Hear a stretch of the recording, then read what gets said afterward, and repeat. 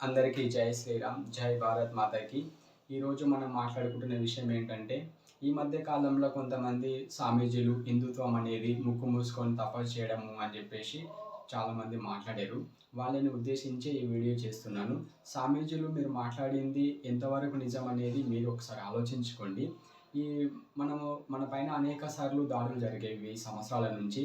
ఒక 500-600 సంవత్సరాలు మనం వెనక్కెళ్తే ఛత్రపతి శివాజీ గారు కానీ, ఆ రోజు సేమ్ ఇలానే మీలాగానే ఆలోచించి, ఆ హిందుత్వం అంటే ఒక ముక్కు మూసుకొని తపస్సు చేయడమే, నాకెందుకులే ఈ యుద్ధం అని చెప్పేసి ఆయన యుద్ధం చేయకుండా ఉండింటే మనకు విజయాలు మనం సాధించేవాళ్ళమా?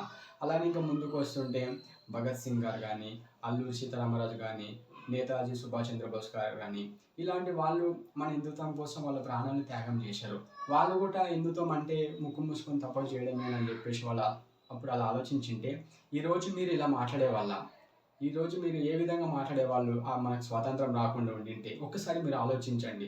ఆలోచించి ఇంకొకసారి ఇలాంటి మాటలు మాట్లాడకుండా హిందుత్వాన్ని ఎలా బలపరచాలి అనే ఉద్దేశించి మాత్రం మాట్లాడండి.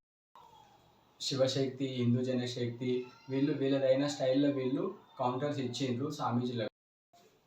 అందరికీ జై శ్రీరామ్, జై భారత్ మాతాకి.